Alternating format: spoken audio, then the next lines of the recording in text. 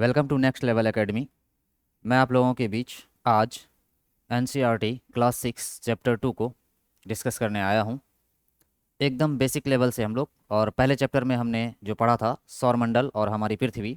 अब उसके बाद हम लोग चैप्टर 2 ग्लोब, अक्षांश एवं देशांतर के बारे में जानेंगे। पहले चैप्टर में हमने जाना था कि सौरमंडल क्या है, सन क्या है, अर्थ क्या है ना। सूर्य के चारों ओर कितने ग्रह हैं? 8 ग्रह हैं। फिर मैंने आपको बताया था कि ग्रह, उपग्रह, है ना, एस्ट्रॉइड्स, उल्कापिंड, ये सब में क्या अंतर है, ब्रह्मांड, है ना, इन सब के बारे में डिटेल्स में जाना था। अब उसमें से एक पार्ट हम लोग आज पृथ्वी के बारे में जान रहे हैं, अर्थ के बारे में जान रहे हैं।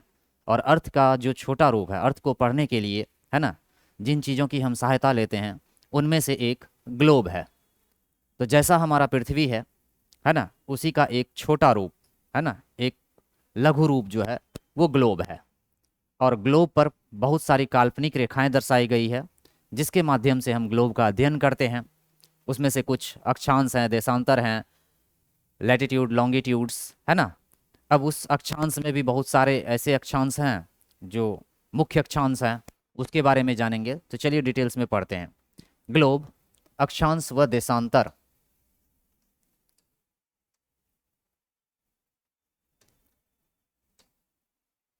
तो आज हम लोग ग्लोब के बारे में जानने वाले हैं, अक्षांश व देशांतर के बारे में जानने वाले हैं। ग्लोब क्या है? दो चित्र आप देख रहे होंगे, दो फिगर है। एक हमारे सामने ये हमारा पृथ्वी है ना, ये भी एक ग्लोब का ही मानचित्र है। और जो हम लोग मार्केट से खरीद कर लाते हैं ग्लोब, ऐसा होता है। ये हल्का आपको झुका हुआ दिख रहा होगा, ये 23.5 डिग्री झुका हुआ है। ये जो बीचों बीच लाइन है, इसको हम एक्सिस, ये पृथ्वी के बीचों बीच जो लाइन जा रही है, इसको हम क्या कहते हैं? एक्सिस कहते हैं। अगर दी हम इसे इसके थ्रू एक एक्स और वाई एक्सिस के थ्रू इसे अगर डिवाइड करेंगे तो देखेंगे कि इसके बीच यहाँ कुछ कोण बन रहे हैं, है ना। तो ये जो है 23.5 डिग्री झुका हुआ है। कितना झुका हुआ है? 23.5 डिग्री झुका हुआ है ना। ऐसा ही यहाँ पर ग्लोब को, और ये अपने अक्ष पर घूमता है। अक्ष पर घूमने का मतलब अगर इसको कहें तो एक डायरेक्शन में ये रोटेट करता है ना। और फिर जो है ये परिभ्रमण भी करता है, जैसे कि हम लोग पहले चैप्टर में पढ़ा था कि सन के चारों ओर, है ना, घूमने वाले 8 ग्रह हैं, कुछ उपग्रह हैं, है ना, एस्ट्रॉइड्स हैं, ये सब हैं। तो अभी हम पृथ्वी के बारे में जो जान रहे हैं, तो ये अपने अक्ष पर पूरब से पश्चिम की ओर, है ना, अपने अक्ष पर घूमती है।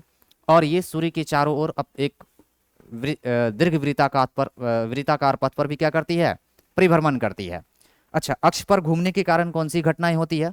अक्ष पर घूमने के कारण जो है वो दिन और रात होती है ना। आप देखेंगे अगर दिन और रात को डिवाइड करेंगे इक्वली तो ये 12 आवर्स होगा। लेकिन समय के चेंजिंग के हिसाब से कभी दिन बड़े होते हैं, कभी रात छोटी होती, कभी रात बड़े हो जाते हैं, दिन छोटे हो जाते हैं। और जब सूर्य के चारों ओर ये पृथ्वी हमारी परिभ्रमण करती है, तो उसके कारण ऋतु में परिवर्तन देखने को मिलते हैं। गर्मी, बरसात, जाड़ा, वसंत, ये सब ऋतु के चेंजेस देखने को मिलते हैं। तो पहले हम लोग ग्लोब के बारे में जानते हैं। तो ग्लोब पृथ्वी का लघु रूप है एवं एक वास्तविक प्रतिरूप है। जैसा हमारा पृथ्वी है वैसा ही ग्लोब पर दिखाया गया है। ये जो देख रहे हैं आप यहाँ पर, ये वाला पार्ट, ये क्या है? इंडिया है ना। और फिर इस तरह से अगर ये देखेंगे तो ये नॉर्थ अमेरिका, ये साउथ अमेरिका, है ना। इस तरह से इधर एशिया और सारे पार्ट जो है, चूंकि पूरा फिगर तो एक साथ आ नहीं पाएगा, है ना, क्योंकि ये 2 डायमेंशनल में है ना। और इसको अगर दिए आप ऐसे रोटेट करेंगे, रोटेट करके देख सकते हैं कि इसमें बहुत सारे कंट्री दर्शाए गए हैं।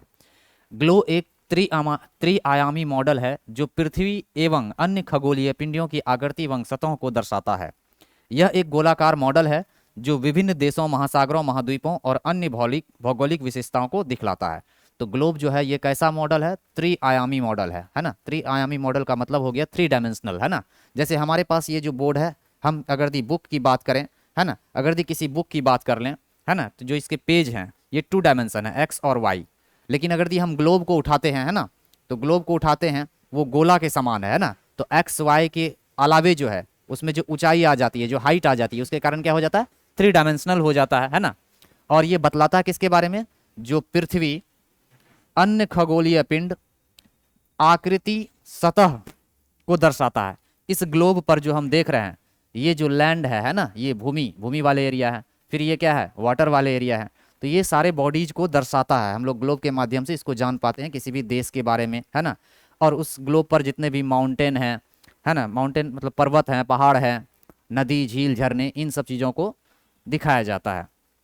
यह गोलाकार मॉडल है। यह कैसा मॉडल मॉडल है? गोलाकार है, स्फेयर है, जो विभिन्न देशों, महासागरों, महाद्वीपों और अन्य भौगोलिक विशेषताओं को दिखलाता है ना। अन्य भौगोलिक विशेषता कहने का मतलब ये है कि जो हम ग्लोब में देखते हैं कि कहीं पर जो है जो विविधता देखने को मिलता है, जैसे इंडिया में, है ना, इंडिया के अगर दी सीजन की बात करें, और अगर दी हम चले जाएं पाकिस्तान से और पश्चिम जाएं, उज्बेकिस्तान, कजाकिस्तान, है ना, वहाँ के लैंड एरिया को देखें तो वहाँ पर वेजिटेशन नहीं है ना। वहाँ पर जो है जैसे इंडिया में वेजिटेशन है, ग्रीनरीज है, मतलब जो पेड़ पौधे हैं उस तरह के पेड़ पौधे नहीं पाए जाते हैं। तो इन चीज़ों के बारे में भी बतलाता है।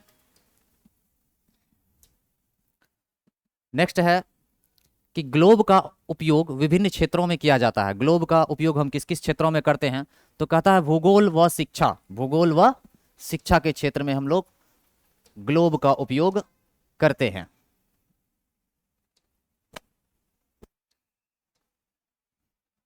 तो भूगोल और शिक्षा के क्षेत्र में हम लोग, है ना, जो हम लोग ज्योग्राफी जो पढ़ रहे हैं उसके लिए हम किसका प्रयोग करते हैं? ग्लोब का प्रयोग करते हैं। देखे होंगे ये एक ग्लोब का चित्र है। अच्छा, मैंने बोला था ग्लोब पर एक काल्पनिक रेखा है। ये जो रेखाएं आप देख रहे हैं ये 0 डिग्री है ना, 0 डिग्री है। इसको विषुवत रेखा कहते हैं, इक्वेटोरियल लाइन कहते हैं, इक्वेटर कहते हैं, है ना। उसी तरह से आप देखेंगे कि मान लीजिए इसको हमने मान लिया ये 0 डिग्री है, सपोज दैट। फिर इसी जगह पे आसपास थोड़ी दूरी पर यहाँ पर 23.5, और इसके नीचे भी जाएंगे तो यहाँ पर भी क्या हो जाएगा? 23.5 डिग्री। अच्छा, ये ऊपर है तो इसको हम नॉर्थ से दर्शा सकते हैं। ये नीचे है ना। ये कौन सा पोल है? नॉर्थ पोल है। ये कौन सा पोल है? साउथ पोल है। फिर एक जो होता है यहाँ पर 66.5 होता है, 66.5, ये साउथ होगा। उसी तरह से इसके ऊपर जो है यहाँ पर भी क्या होगा? 66.5 डिग्री नॉर्थ। और ये जो आपका भाग है ये क्या है? ये साउथ पोल है, और ये क्या है? नॉर्थ पोल है। तो इन रेखाओं के माध्यम से, इन रेखाओं के माध्यम से, अच्छा, इसमें जो ये ब्लैक वाला लाइन है ना, जो ब्लैक वाला लाइन है, इसको हम कह सकते हैं कि ये लैटिट्यूड्स है, मतलब अक्षांश है। ये क्या है? अक्षांश है। और अगर दी इसमें इस वाले लाइन की बात करें,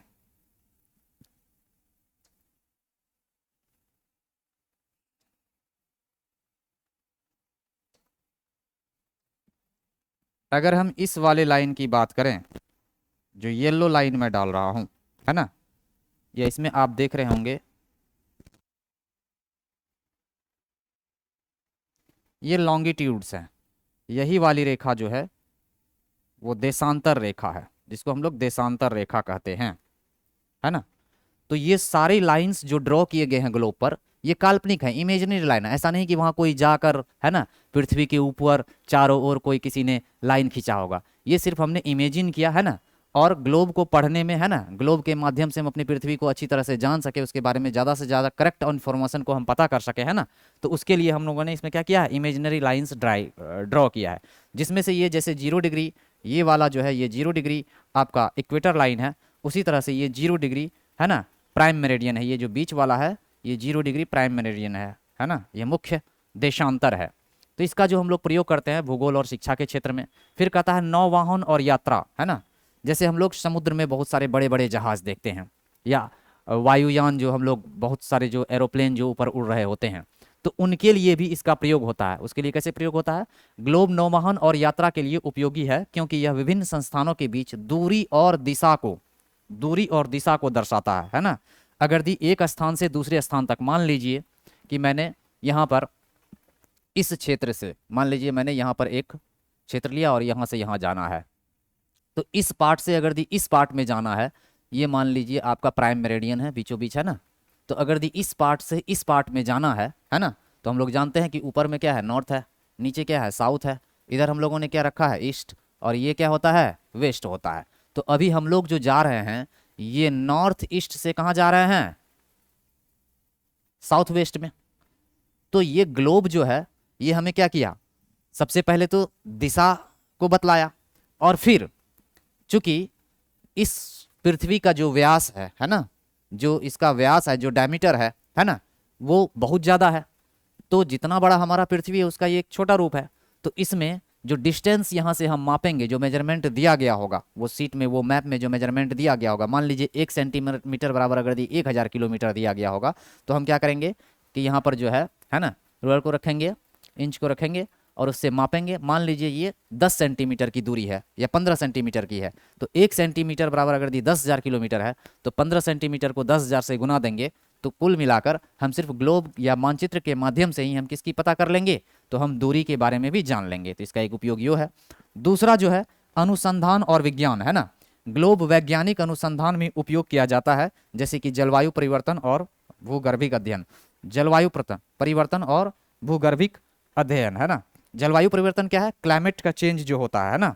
तो क्लाइमेट चेंज जो होता है, जो ऋतु परिवर्तन होता है। अच्छा, ऋतु परिवर्तन क्या होता है कि वो साल में जैसे 4 ऋतु आते हैं, और क्लाइमेट चेंज की बात करेंगे तो जब 30 या 32 साल में, लगभग 32 ईयर्स में, है ना, जो वातावरण में चेंज आता है, जो इन्वायरमेंट में चेंज आता है, उसको हम लोग कहेंगे क्लाइमेट चेंज। जब हम आगे पढ़ेंगे तो इसके बारे में और डिटेल्स में जानेंगे। और कहता है भूगर्भिक अध्ययन, है ना। अच्छा, ये जो हमारा ग्लोब है ये पृथ्वी का एक रूप है ना। तो जो हमारी जो पृथ्वी है ना, हमारा जो पृथ्वी है उसके अंदर में क्या क्या परिवर्तन हो रहे हैं, है ना। क्योंकि हम पृथ्वी को जब डिग करते हैं, खोदते हैं, है ना, तो उसी में से हम क्या करते हैं, बहुत सारे आपको क्या कहें, जैसे लोहा, निकेल, आयरन, ये सब जो है हमें प्राप्त होता है, बहुत सारे धात्विक तत्व प्राप्त होते हैं। तो इससे हमें पता चलता है कि हमारे पृथ्वी के अंदर में क्या क्या चीजें हैं।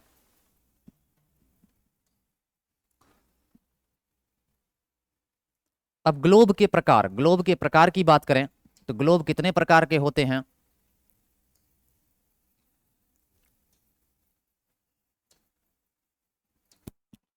ग्लोब के प्रकार की बात करें तो ग्लोब 3 प्रकार के जनरली, है ना, होते हैं। कौन कौन से, एक तो राजनीतिक ग्लोब है, दूसरा भौतिक ग्लोब है, और तीसरा थीमेटिक ग्लोब है। तो हमारे लिए जो इंपॉर्टेंट है वो राजनीतिक और भौतिक ग्लोब, ये दोनों बहुत ही ज़्यादा इंपॉर्टेंट है ना। थीमेटिक ग्लोब क्या होता है कि ये थीम पर बेस्ड होता है, ये उतना जरूरी नहीं है, ये भी जरूरी है लेकिन उतना नहीं। अब राजनीतिक ग्लोब क्या होता है, जैसे आप कोई भी मैप का अध्ययन करते होंगे, है ना, तो जैसे आप अगर दी इंडिया के बारे में जानते होंगे तो उसका एक राजनीतिक ग्लोब होता होगा और दूसरा जो है भौतिक ग्लोब होता होगा। भौतिक का मतलब होता है कि उसकी उच्चावच से कहने का मतलब कहाँ पर्वत है, कहाँ पठार है, कहाँ नदी है, कहाँ जो है जमीन गहरा है, कहाँ छिछला है, कहाँ ऊंचा है, कहाँ पर जो है वो ज़्यादा मतलब कि मतलब कुछ भूमि ऐसे होंगे जो मैदानी भाग होंगे जहाँ पर क्या होंगे, कल्टीवेशन हो सकता है, मतलब कृषि हो सकता है ना। कुछ लैंड ऐसे होंगे जहाँ पर कृषि हो ही नहीं सकता है। तो ये आपके भौतिक ग्लोब में आएंगे। और राजनीतिक ग्लोब क्या होगा, ये जो बाउंड्रीज हैं, है ना, अगर दी हम ग्लोब की ओर देखें, है ना, तो ये लाइन को अगर दी हम देखें,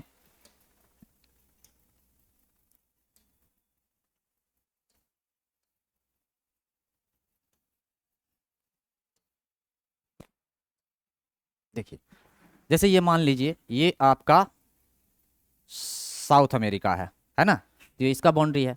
फिर यहाँ पर अगर दिया आप देखेंगे तो ये क्या है, नॉर्थ अमेरिका है ना। फिर अगर दी आप यहाँ आएंगे तो ये आपका एशिया है ना, ये आपका ऑस्ट्रेलिया है। तो ये जो बाउंड्री लाइन है जो एक दूसरे से अलग कर रहा है ना, ये आपका ऑस्ट्रेलिया है। तो ये जो राजनीतिक ग्लोब है ना, कहता है, क्या कहता है कि देशों की सीमाओं और राजधानियों को दर्शाता है। तो ये जो अलग अलग कॉन्टिनेंट हैं, चाहे कॉन्टिनेंट हो जाए, कंट्री हो जाए, अच्छा कॉन्टिनेंट का मतलब महादेश, कंट्री का मतलब क्या हो जाएगा, देश। तो ये देशों महादेशों के क्या करते हैं, सीमाओं को दर्शाता है, जो राजनीतिक ग्लोब होता है।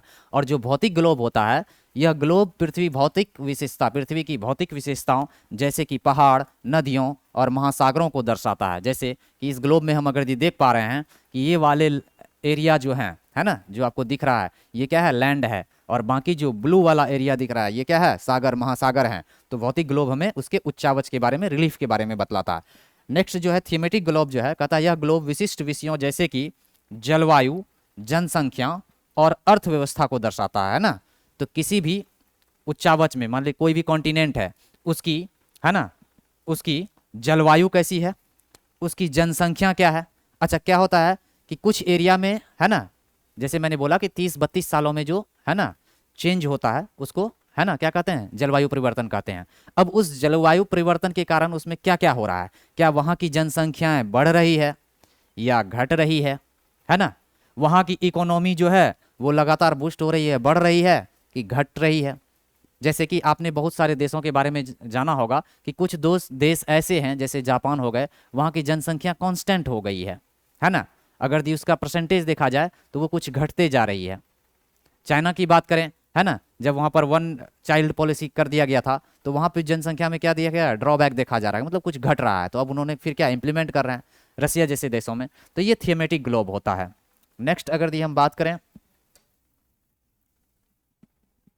तो हमने आपको बताया कि ग्लोब क्या है, ग्लोब के प्रकार के बारे में बताया।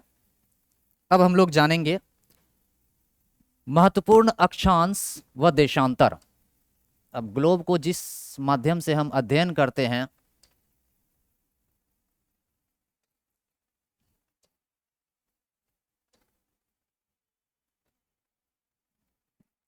देखिए ये हमारा ग्लोब था, इसमें कुछ सर्कल्स आपको दिख रहे होंगे, है ना,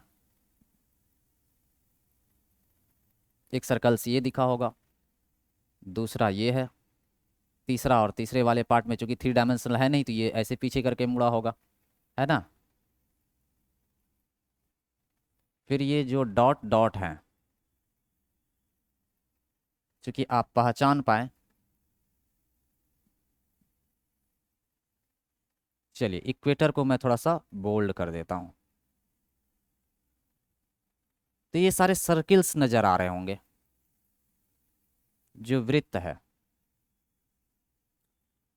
इसी को दूसरे तरीके से यहाँ दिखाया गया है ना, जैसे ये 0 डिग्री है ना, अब कुछ दूरी पर जाएंगे तो ये 30 डिग्री है। क्योंकि आपके पास फिगर दोनों डायमेंशन में होना चाहिए ताकि आपको समझने में कोई भी दिक्कत ना हो। चीज़ों को अगर दी हम डिफरेंट वेज में देखते हैं तो उससे हमारी समझ क्या होती है और भी स्ट्रांग हो जाती है। तो अक्षांश या समांतर रेखाएं, अब अक्षांश क्या है, हमारा जो ग्लोब है, हमारा जो पृथ्वी है ना, तो इसमें से जो इक्वेटर है ये सबसे बड़ा अक्षांश है। क्यों, क्योंकि अगर दी पृथ्वी की बात करें, जैसे जैसे हम ये 0 डिग्री से ऊपर जाते हैं तो इसकी चौड़ाई या लंबाई कहें आप, ये क्या हो रही है, घटते जा रही है।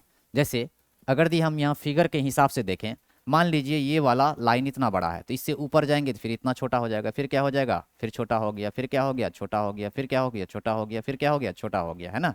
और इसी तरह से नीचे जाएंगे तो फिर ये इससे इससे थोड़ा छोटा, इससे थोड़ा छोटा, फिर छोटा और फिर छोटा, और इस सर्किल को सारे को अगर दी हम मिला देंगे तो ये इस तरह का फिगर बनेगा, है ना। तो ये जो जो लाइन है, ये लाइन मान लीजिए ये इस जगह से शुरू हुआ, मान लीजिए मैंने यहाँ से शुरुआत किया तो ऐसे राउंड करके फिर यहीं पर आकर मिला, तो यही आपका जो है लैटिट्यूड है, मतलब अक्षांश है। इसको अक्षांश, चूंकि एक बार में लाइन दिख रहा है तो इसको अक्षांश रेखा करेंगे, लेकिन जब हम दूसरे ही चीज पे, जैसे ये वाला सर्किल आपने देखा तो ये क्या हो गया, ये लैटिट्यूड ही पूरा आकर ये दो दो आपको दिखाई दे रहे होंगे, है ना, तो ये हो जाएंगे, है ना, ये सर्कल हो जाएंगे। तो इसको हम लोग कहते हैं अक्षांश रेखाएं। और इसको अगर पूरा मिला जाए तो कहता है महत्वपूर्ण अक्षांश रेखाएं पृथ्वी की सतह पर खींची गई काल्पनिक रेखा हैं जो भूमध्य रेखा के समांतर हैं। ये रेखाएं पृथ्वी के विभिन्न क्षेत्रों में स्थित जलवायु को निर्धारित करने में मदद करती है। इसका काम क्या है, तो ये जो है जलवायु को निर्धारित करने में मदद करती है कि किसी भी एरिया में जलवायु कैसा है, इस अक्षांश रेखा के हिसाब से उसमें पता चलता है कि वहाँ की जलवायु कैसी है। अक्षांश रेखाओं का महत्व, अक्षांश रेखाएं विभिन्न क्षेत्रों में जलवायु, दिन की अवधि और मौसम को निर्धारित करने में मदद करती है। तो हमें जलवायु के बारे में पता चलता है, दिन की अवधि क्या होगी, जैसे आप पूरे साल में, है ना, देखते होंगे कि कभी दिन लंबा होता है, कभी छोटा होता है, कभी बराबर हो जाता है, तो ये सब किसके कारण होता है, ये जो अक्षांश रेखा है इसके कारण। अब ये होता कैसे है, मान लीजिए यहाँ तो जगह कम है थोड़ा सा, मान लीजिए कि यहाँ मैं इसको सन बना दिया, चलिए ये हमारा सन है, तब इससे क्या होगा, इससे इस पर प्रकाश जाएगी, है ना। अब जिस एरिया में, यहां पर डिस्टेंस क्या देख रहे हैं, कम है, यहां पर क्या है, ज्यादा है, तो जहां पर सूर्य की रोशनी पहले पहुंच रही है ना, एकदम सीधी पड़ रही है, तो इस एरिया में ये जो बीच वाली एरिया होगी, है ना, इस एरिया में क्या होगा कि गर्मी ज्यादा होगी, गर्मी ज्यादा पड़ेगी। और जैसे जैसे इस एरिया से ऊपर बढ़ते जाएंगे तो फिर सूर्य की किरण तिरछी पहुंचेगी, तिरछी पहुंचेगी तो ये क्या होगा, डिस्टेंस ज़्यादा हो जाएगा, डिस्टेंस ज़्यादा हो जाएगा तो लाइट भी पहुंचने में टाइम लगेगा और गर्मी भी जो है वो भी क्या होगा, कम हो जाएगा। तो ये सब प्रभाव पड़ते हैं इसमें। तो वही कह रहा है कि जलवायु दिन की अवधि, है ना, दिन की अवधि और मौसम को निर्धारित करने में मदद करती है। और मौसम कैसा होगा इसके बारे में हमें बताता है कौन, अक्षांश व समानांतर रेखाएं। अक्षांश मतलब अक्षांश जो है जैसे 0 डिग्री लैटिट्यूड हो गए, 23.5 डिग्री लैटिट्यूड हो गए, 66.5 डिग्री, 23.5 डिग्री अक्षांश, 66.5 डिग्री अक्षांश, है ना। तो इनके बारे में हमें पता चलता है इनसे। अगर बात करें महत्वपूर्ण अक्षांश रेखाएं, कौन कौन से महत्वपूर्ण अक्षांश रेखा हैं,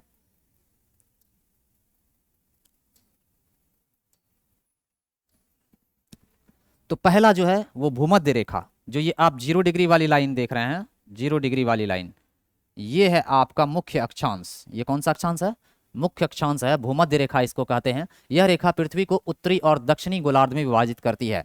ये नॉर्थ पोल है और ये क्या है, साउथ पोल है। तो इस जगह से अगर दी हम ऊपर की बात करें, है ना, तो यहां से यहां तक 0 डिग्री से ऊपर की बात करें तो ये नॉर्थ पोल में आएगा, उत्तरी गोलार्ध में। और अगर दी यहां से यहां तक की बात करें तो ये साउथ पोल होगा, एसपी, है ना, ये साउथ पोल में आएगा। अब इसमें और कौन कौन सी रेखा हैं, जैसे यहाँ पर 23.5 डिग्री है, फिर यहाँ पर 66.5 डिग्री है, उसी तरह से नीचे जाएंगे। अच्छा, ये 23.5 डिग्री एन नॉर्थ है, ये 66.5 डिग्री नॉर्थ, और यहाँ पर 23.5 डिग्री ये साउथ वाली है। ये फिलहाल आप 4 रेखा को, 4 महत्वपूर्ण, है ना।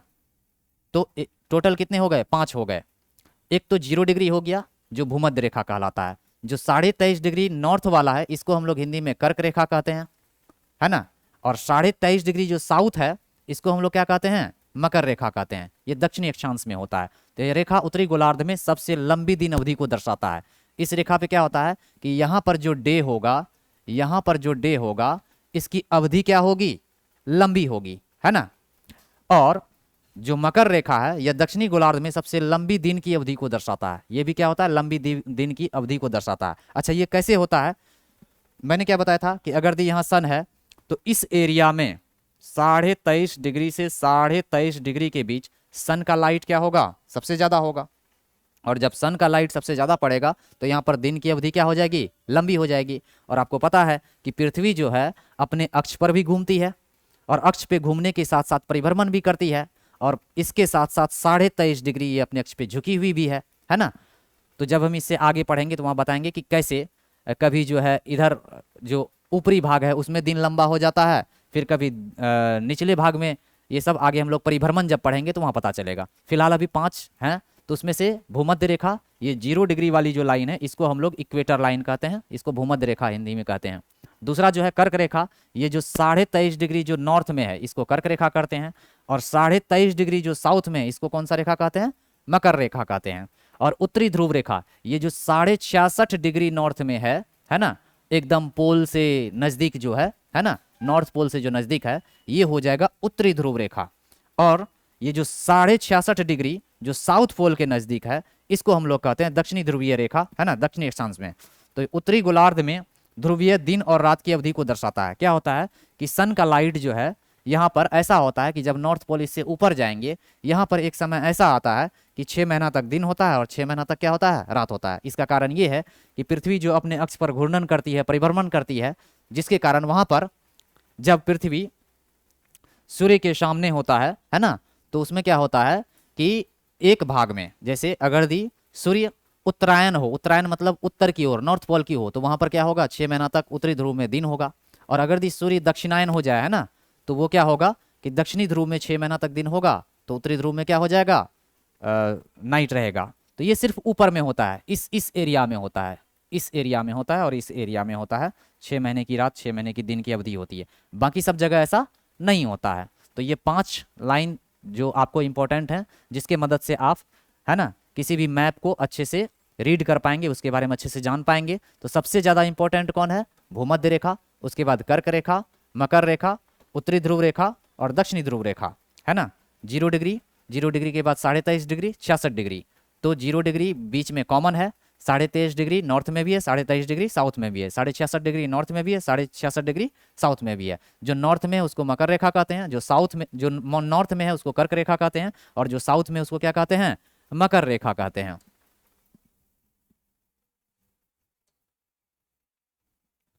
कहता है पृथ्वी के ताप कटिबंध, पृथ्वी के ताप कटिबंध। अब टेम्परेट जोन को हम लोग जानेंगे।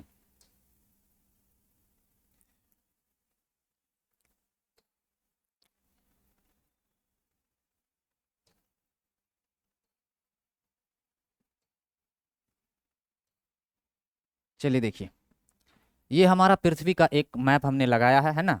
और ये जो हमने आपको बताया था, अब समझते हैं कि क्या क्या ताप कटिबंध है।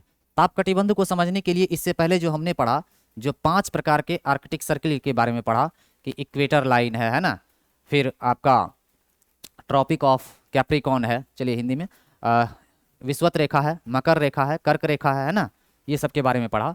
तो जैसे कि ये दूसरा फिगर में आप देखेंगे, ये 0 डिग्री, तो ये आपका इक्वेटर है। फिर यहाँ मान लेते हैं 15, 30, 30 से पहले ही होगा, ये 23.5 डिग्री, और ये 60 है, तो इससे ऊपर के आसपास यहाँ मान लेते हैं ये 66.5, और इधर भी जो है 30 से पहले यहाँ पर लगभग 23.5 डिग्री, और यहाँ 60 से ऊपर इस जगह पे 70 से पहले ये क्या होगा, 66.5, तो ये 23.5 साउथ, 66.5 साउथ, ये 23.5 नॉर्थ, ये 66.5 नॉर्थ। तो आप देखेंगे कि इस जगह पर दिखाया गया है ना, 23.5 डिग्री से 23.5 डिग्री के बीच यहाँ का जो टेम्परेचर होगा अलग होगा। फिर यहाँ से अगर दिए हम 60 डिग्री की बात करें, चलिए यहाँ से यहाँ ले लेते हैं, तो ये भी 2 भागों में बटा होता है। ये भी कितने भागों में बटा होता है, 2 भागों में बटा होता है। और ऐसे ही इस जगह पे ये 2 भागों में बट जाएंगे, ठीक है। तो पहला है उष्ण कटिबंध। उष्ण कटिबंध कौन होगा, कहता है कि यह क्षेत्र है ना, पहले पृथ्वी के कटिबंध, पृथ्वी की सतह पर विभिन्न तापमान क्षेत्रों को दर्शाते हैं। ये कटिबंध सूर्य की किरणों के पड़ने के कोण और पृथ्वी की घूर्णन गति के कारण बनते हैं। अब सन मान लीजिए आपका, मान लीजिए मैं यहां सन बना देता हूं, ये आपका सन है, तो यहां से लाइट आएगा, तो आप देखेंगे कि ये वाला एरिया में लाइट आ जाएगा, और इस वाले एरिया में क्या होगा, इसकी दूरी क्या हो जाएगी, अधिक हो जाएगी, जिसके कारण देर से पहुंचेगी। तो ये वाला जो है यहाँ पर सबसे ज्यादा है ना, इस एरिया को हम लोग कहेंगे उष्ण कटिबंध। इसको मैं 1 नंबर दे देता हूँ, 1 नंबर से आप समझ जाएंगे। तो ये 1 नंबर मतलब 0 डिग्री से लेकर 23.5 डिग्री नॉर्थ और 23.5 डिग्री साउथ, ये वाला जो एरिया है ना, ये आपका होगा उष्ण कटिबंध। ये कौन सा होगा, उष्ण कटिबंध होगा। यह क्षेत्र भूमध्य रेखा के आसपास स्थित है, जहां सूर्य की किरणें सीधे पड़ती है और तापमान अधिक रहता है। इस एरिया में क्या होता है, सूर्य की किरणें जो है वो सीधी पड़ती है, क्योंकि एकदम सामने होता है, और इसमें हमेशा तापमान क्या होता है, अधिक होता है। अगला है उपोष्ण कटिबंध। अब यहां से जो हम लोग यहां जाएंगे, ये वाला एरिया ऊपर भी और नीचे भी, तो ये आएगा आपका उपोष्ण कटिबंध और शीत कटिबंध। मैंने 2 भागों में बांटा है ना।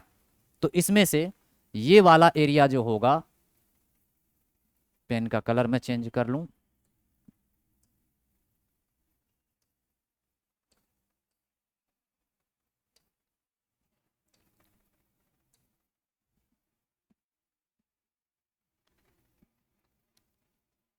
ये वाला एरिया जो है,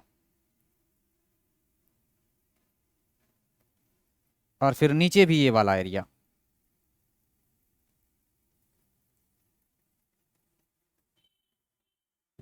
इसी में आपका उपोष्ण और शीत कटिबंध आएंगे। और इससे ऊपर वाला जो एरिया है, जो आपका यहां से 66.5 से 90 और 66.5 से 90, ये आपका ध्रुवीय जो है, ध्रुवीय कटिबंध हो जाएगा।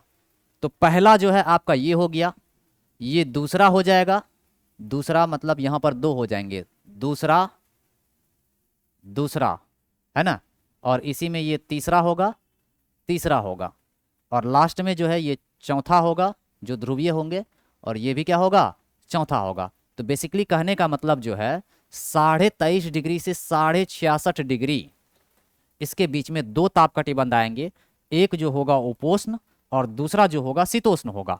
तो 23.5 इस दोनों का हाफ कर लेंगे तो ये वाला एरिया उपोष्ण कटिबंध हो जाएगा और इसके ऊपर वाला क्या हो जाएगा, शीतोष्ण कटिबंध।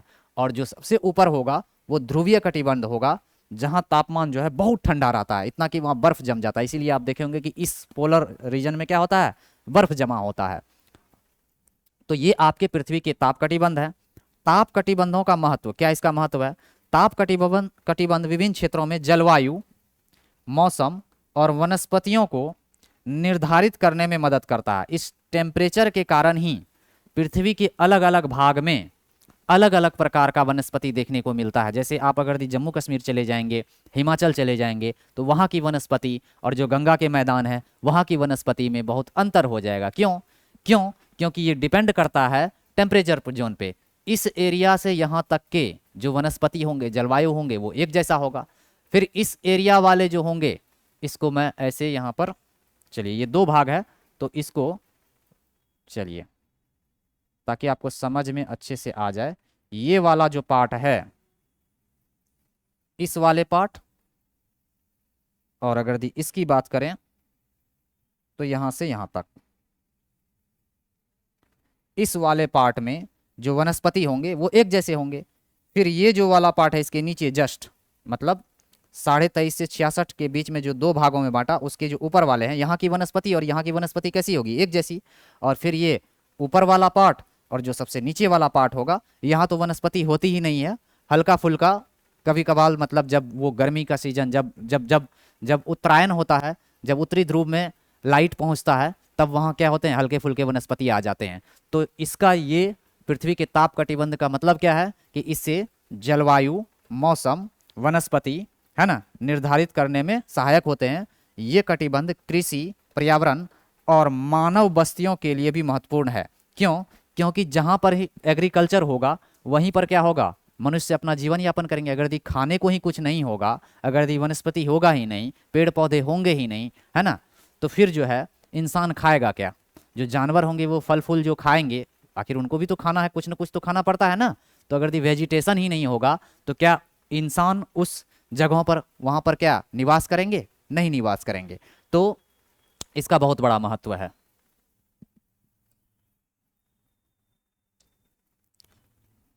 तो हमने लॉन्गिट्यूड जान लिया था, अब हम लोग जानेंगे लैटिट्यूड, देशांतर के बारे में जानेंगे।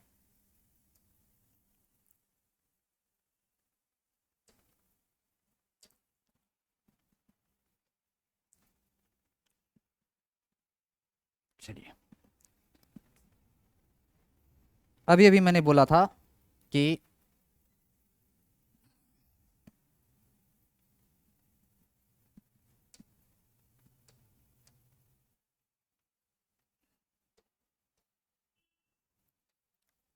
देखिए क्या हो रहा है पेन में।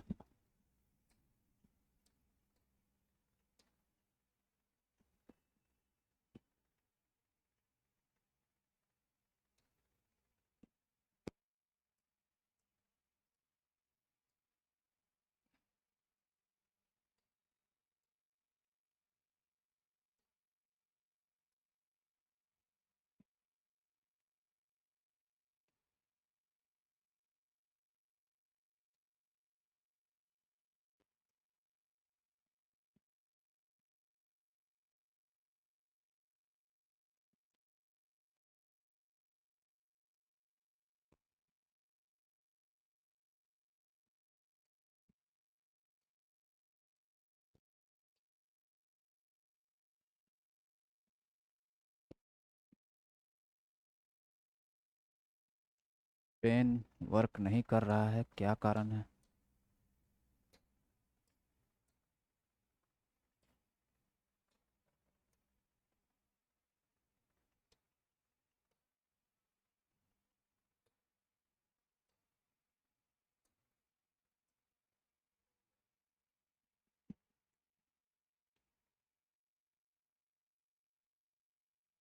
चलिए देखते हैं, पेन वर्क नहीं कर रहा है। अब देखते हैं क्या कारण हो रहा है। पेन, हाथ तो वर्क कर रहा है लेकिन पेन वर्क नहीं कर रहा है।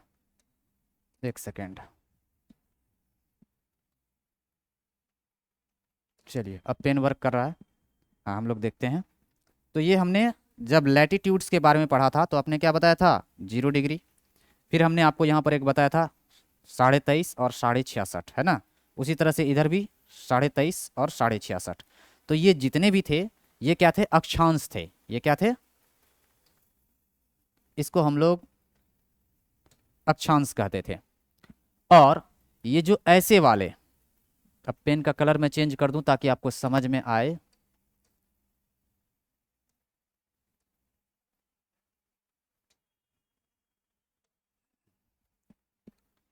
ये वाले जो हैं इसको हम लोग लॉन्गिट्यूड्स कहते हैं। कहने का मतलब है देशांतर, है ना। तो जब नॉर्थ पोल से साउथ पोल की ओर जो काल्पनिक रेखाएं खींची गई है, जो नॉर्थ पोल से साउथ पोल को मिलाता हो, तो नॉर्थ, ये तो आपका बीचों बीच गई है 0 डिग्री इक्वेटर, फिर इसके ऊपर, फिर इसके ऊपर, है ना, कुछ दूरी पर है। लेकिन अगर दी आप देखेंगे कि अगर दी हम जितने भी अक्षांश रेखाएं हैं वो एक दूसरे से मिल नहीं रही है। जैसे इसके बीच में कुछ ना कुछ डिस्टेंस है तो बहुत सारे, क्योंकि काल्पनिक रेखाएं हैं, है ना। तो 0 डिग्री है, 23.5 डिग्री है, 66 डिग्री है। अब 0 डिग्री के बाद यहाँ पर 1 डिग्री होगा, 2 डिग्री होगा, 3 डिग्री होगा, 4 डिग्री होगा, है ना। इस तरह से करके हम लोग 90 डिग्री तक जाएंगे। फिर यहाँ से भी 0 डिग्री से कहाँ तक जाएंगे, 90 डिग्री तक जाएंगे। तो ये सारे अक्षांश रेखाएं ये क्या है, एक दूसरे के पैरेलल है। अब इसी जगह पे जब हम नॉर्थ पोल से साउथ पोल की ओर जिस लाइन को ड्रॉ करते हैं, जैसे एक लाइन ये हो गया, दूसरा लाइन हमने क्या किया, ये ड्रॉ किया, फिर इस तरह से। तो ये जो लाइन है जो नॉर्थ पोल से साउथ पोल को मिलाता है, इसी को हम लोग क्या कहते हैं, देशांतर। और समय का संबंध, इससे समय का पता चलता है। तो कहता है समय क्षेत्र, पृथ्वी को 24 समय क्षेत्रों में विभाजित किया गया है। प्रत्येक 15 डिग्री देशांतर के अंतर के लिए एक समय क्षेत्र होता है। मान लीजिए ये आपका 0 डिग्री लाइन है ना, प्राइम मेरिडियन है। यहां से यहाँ 30 डिग्री है, तो इसके बीच में एक तो होगा ना, और 15 डिग्री, फिर ये क्या है, 30 डिग्री है। तो कहता है इस दोनों के बीच में 15 डिग्री के देशांतर के समय में 1 घंटा का अंतर होता है। मतलब अगर दी हम 0 डिग्री से, ये 0 डिग्री है, इसको मैं यहाँ मान लो 0 डिग्री मान लेता हूँ। ये कितना है, 15 डिग्री है, ये 30 डिग्री है। तो इतना डिस्टेंस को अगर दी हम ट्रेवल करेंगे तो इसमें 1 घंटे का समय लगेगा। 15 डिग्री के अंतराल पर कितना, 1 घंटे का मतलब अंतर हो जाएगा। अगर दी यहाँ पर 7 बजे हैं तो यहाँ पर कितने हो जाएंगे, 8, मतलब 1 घंटा आगे पीछे का ये होता है। कहता है देशांतर में समय का अंतर, प्रत्येक 15 डिग्री देशांतर के अंतर के लिए 1 घंटा का अंतर होता है। Greenwich mean. अच्छा अगर दी हम नेक्स्ट फिगर, जो ये बड़ा वाला मैप देखा था, है ना, तो उसमें जीएमटी लाइन, एक समय रेखा निर्धारित किया गया है, आगे आएगा उसका हम बताएंगे। ग्रीनविच जीएमटी, है ना, Greenwich mean time GMT, 0 degree देशांतर रेखा के समय को, है ना, ये जो 0 डिग्री वाली रेखा है, 0 डिग्री जो देशांतर रेखा है, ये वाली रेखा को जीएमटी एक मानक समय के रूप में उपयोग किया जाता है। मतलब स्टैंडर्ड टाइम जोन के हिसाब से इसको माना गया है। यहीं से समय में अलग अलग जगह पे अलग अलग वेरिएशन हमको देखने को मिलेगा। समय का क्या महत्व है, देशांतर का क्या महत्व है। तो देशांतर और समय का संबंध नौवाहन, अंतरराष्ट्रीय व्यापार, संचार, है ना, में महत्वपूर्ण भूमिका निभाता है। यह विभिन्न क्षेत्रों के बीच समय के अंतर को समझने में, समन्वय करने में मदद करता है ना। मतलब जैसे दक्षिण अमेरिका है और एशिया है, 2 कॉन्टिनेंट ले लिया, तो ये जो डिस्टेंस है ना, इसमें कुछ ना कुछ देशांतर का बहुत ज़्यादा अंतर है। तो इसके समय में क्या होता है कि पृथ्वी के एक भाग में दिन होता है, एक भाग में रात होता है। ये कैसे हो पाता है ना, क्योंकि जो भाग पृथ्वी के जैसे मान लीजिए हमारे सामने सूर्य है, सूर्य की लाइट आ रही है, तो जो मेरा फेस है ना, जिस पर लाइट पड़ रहा है, ये वाला दिन भाग होगा। लेकिन क्या इसके पीछे साइड में लाइट होगा, जो हमारा सर का पीछे वाला भाग है ना, इसमें लाइट नहीं होगा, तो ये क्या होगा, अंधेरा होगा। और पृथ्वी जो अपने अक्ष पर घूमती है, तो जैसे जैसे जैसे जैसे ये घूमती है ऐसे करके, है ना, धीरे धीरे धीरे धीरे धीरे घूम रही है, तो जो पार्ट पीछे था वो धीरे धीरे धीरे धीरे देखिए आगे आ गया, तो अब यहाँ दिन हो गया। और जो पार्ट आगे था वो कहाँ चले गया, पीछे चले गया, तो वहाँ क्या हो गया, रात हो गया, है ना। तो इससे समय का पता चलता है। कहता यह एक अर्धवृत्त है। अच्छा, जो लैटिट्यूड्स थे, जो अक्षांश रेखाएं थे, ये पूर्णवृत्त थे। इससे पहले फिगर में आपने देखा था कि ध्रुव के पास मैंने ऐसा, ध्रुव के पास यहाँ पर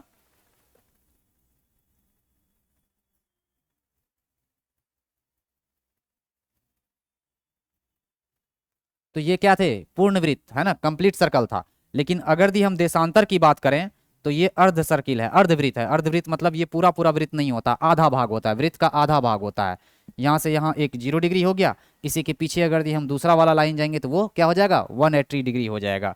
तो यह अर्धवृत्त है तथा इनके बीच ध्रुव की तरफ बढ़ने पर घट जाती है। जैसे जो डिस्टेंस यहाँ होगा, यहाँ का डिस्टेंस देखे होंगे कम हो गया होगा, है ना, क्योंकि ये वाला भाग क्या है, बहुत फैला हुआ है, तो स्वाभाविक सी बात है यहाँ की डिस्टेंस ज़्यादा ही होगी। और यहाँ का डिस्टेंस क्या होगा, धीरे धीरे धीरे धीरे घटते जा रहा है, तो ये डिस्टेंस क्या हो रहा है, कम होते जा रहा है ना। तो जैसे ही हम इक्वेटर से पोल की ओर जाते हैं, मतलब विषुवत रेखा से ध्रुव की ओर जाते हैं, तो देशांतर में क्या होता है, ये डिस्टेंस कम होते जाता है। अब पूछेंगे कि यहाँ पर इस जगह कितना होता है, तो ये 111.4 किलोमीटर होता है, 111.4 किलोमीटर। जब हम अगले टॉपिक में पढ़ेंगे तो वहाँ, अभी तो इसके बारे में डिटेल्स पूरा अभी यहाँ, चूंकि ये 6 क्लास का एनसीईआरटी है, इसके हिसाब से जितना इसमें दिया है। कहता है एवं ध्रुवों के बीच शून्य हो जाती है जहाँ सभी देशांतर एवं आपस में मिल जाते हैं। सारे देशांतर क्या होते हैं, आपस में मिल जाते हैं यहाँ पर। चलिए देखिए, ये एक मैप है ग्लोब का, चूंकि हम लोग ग्लोब के बारे में पढ़ रहे हैं, इसमें डिफरेंट डिफरेंट कॉन्टिनेंट हैं।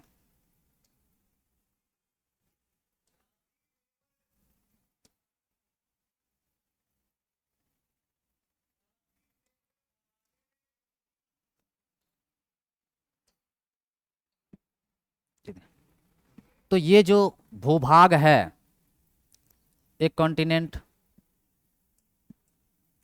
चलिए इसमें कॉन्टिनेंट हैं, सागर हैं, महासागर हैं। अगर यदि आपके आसपास कोई ग्लोब हो या मानचित्र हो तो उसमें जब आप देखेंगे, तो मैंने ये पहला टॉपिक आपका जो है, दूसरा टॉपिक चैप्टर 6 का एनसीईआरटी का चैप्टर नंबर 2 जो है वो आपको पढ़ा दिया, ग्लोब, देशांत और अक्षांतर के बारे में, है ना। अक्षांश और देशांतर के बारे में कहने का मतलब ये है, लॉन्गिट्यूड है ना, लैटिट्यूड और लॉन्गिट्यूड के बारे में क्या क्या इंपॉर्टेंट चीज़ें थी, वो सारी चीज़ें आपके सामने डिस्कस कर दिया है। अब आप क्या करेंगे, चीज़ों को समझ गए होंगे तो एक बार क्या करेंगे, आप एनसीईआरटी का बुक लेंगे, चाहे आप पीडीएफ ऑनलाइन आप अपने मोबाइल में खोल कर उसे क्या करेंगे, एक बार पढ़ लेंगे, जिससे आपका कॉन्सेप्ट क्या हो जाएगा, क्लियर हो जाएगा। नेक्स्ट डे में हम फिर अगले टॉपिक को लेकर आएंगे। इसी क्लास का हम एक तरफ से सिलसिलेवार ढंग से हम क्या करेंगे, चीज़ों को पढ़ेंगे, है ना। और जैसे 7-8 टॉपिक आपका क्लास 6 में, उसी तरह से क्लास 7 में है, तो मुश्किल से 50 से 60 क्लास में हम क्या करेंगे, क्लास 6 से लेकर क्लास 12 तक, है ना, लगभग 50 to 70 रख लेते हैं। इतने क्लास में सारे एनसीईआरटी को हम ऐसे डिटेल्स में अच्छे तरीके से कंप्लीट कर लेंगे। Thank you.